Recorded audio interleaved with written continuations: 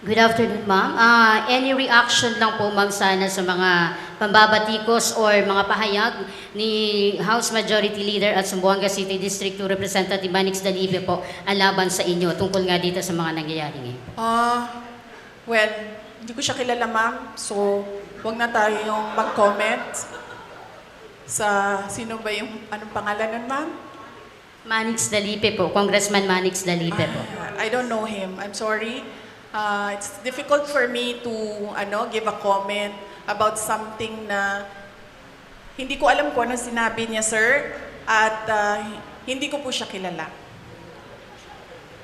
Next, Sir Marco Polo of Brigada News Zamboanga. Good afternoon, Ma'am Sara.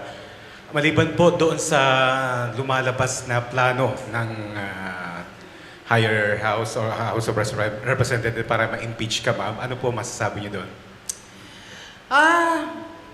Well, they can always try na mag-impeachment. They can always, gumastos at magwaldas ng pera ng gobyerno para i-impeach ang Vice President. Kung yan ba naman ang gusto nila, magwaldas na naman ng waldas ng pera at pagtakpan ang kakulangan at pagsisinungaling ng administrasyon para lang hindi mapansin ng mga tao na maraming mga pangako ang napako ay babanatan at babanatan nila ako. And then they can try. And then let's see. Diba? If I get impeached, then that is my end. Tapos.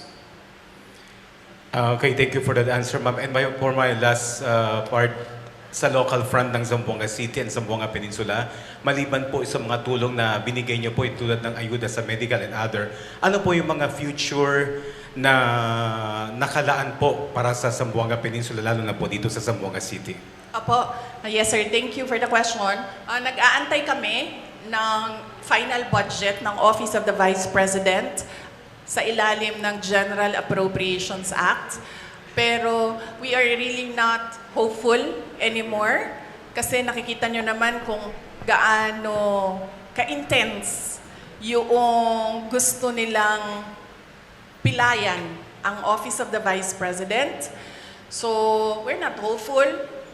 Kung meron mang budget, and then kung ano man yung maibigay na budget, pagkasya namin, yung mga projects namin doon.